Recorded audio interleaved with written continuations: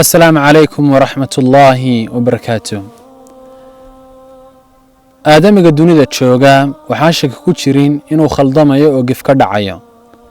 waxaa u daliila rasuulkeena naxariis nabadgelyo korkiisa ha ahaatee inuu yiri kullu ibn aadam khata' wa khayru al-khata'in at-tawwabun aw kama qala ar-rasuul.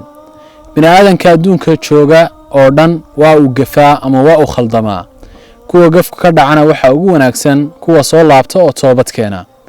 sidoo kale rabbi subhanahu wa ta'ala waxa uu tilmaamayaa quraanka uu in badan aad ku arkaysaa ilaahay u toobad keena faqultu astaghfiru rabbakum qul ya ibadiy alladhina asrafu ala anfusihim la taqnatu min rahmatillah.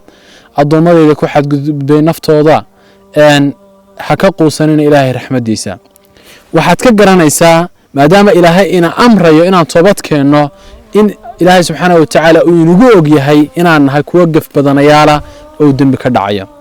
waayahay toobadu waa shay laasima oo waajib ku ah qof kasta inuu la yimaado maadaama khaladaadkiisu uu bini aadanka badan yahay. shuruud bay markaa toobadu leedahay.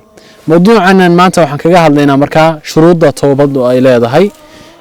qodobka koowaad waxa weeyaan inaad al-iqlaacu min adh-dhanbi dambiga aad ka toobad keenaysid inaad ka fuqdid adoo dambigii ku guda jira inaad ka toobad keentid wax suurtagal ma aha. markaad dambiga ka fuqdid kadib inaad toobad keentid. shardiga labaad ee toobada lagu aqbalo waxa weeyaan an-nadmu ala ma fa'alta inaad ka qoomaysid wixii aad samaysay. dambigii aad samaysay inaad ka xumaatid oo ka urku taalootid oo aad magaranaysaa aad ka qoomamootidna waa shardiga labaad. shardiga saddexaad waxa weeyaan العزيمة إناد قوانستيد على ألا تفعل مرة أخرى. إن هذا مركلة سمين دنبقاء سميسي إناد قوان كو قارديد وهي شردقة صدحات.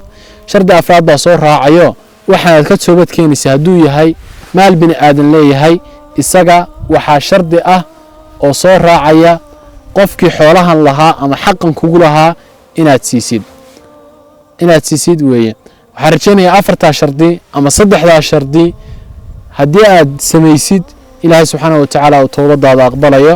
aad baa u mahadsantiin muuqaalkan like saara si asxaabadan u gaaro si share garay si walaalo sida adigu kale u wanaagsan aan u helo nala soo follow garee si muuqaalo noocan ah mar walba aad ula socotid.